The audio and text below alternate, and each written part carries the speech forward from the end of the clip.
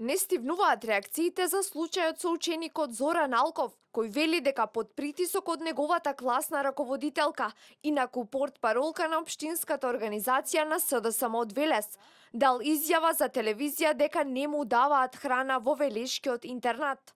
Неколку дена подоцна, ученикот рекол дека изјавата ја дал под присила.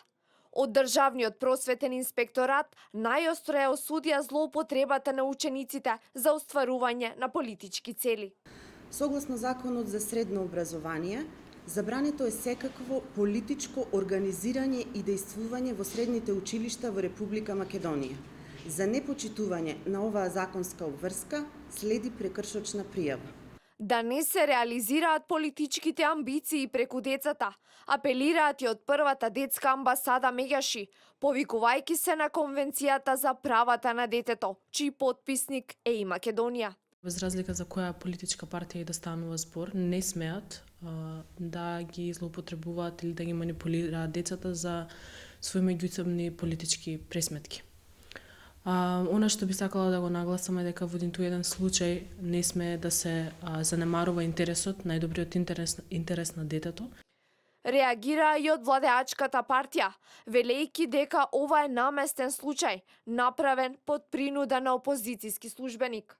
СДСМ повторно по кој знае кој пат го покажа своето вистинско, монструозно лице и на најдрзок можен начин преку злоупотреба на ученик во средно училиште, сместен во велешкиот интернат, се обиде да ќари ситни политички поени, користејќи класични лажни политички конструкции излезени од кујната на СДСМ.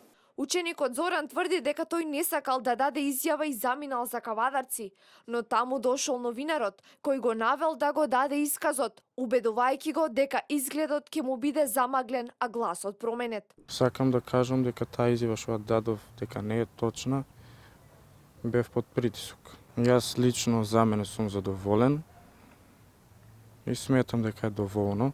Имаме колку толку јадење и тоа бесплатно.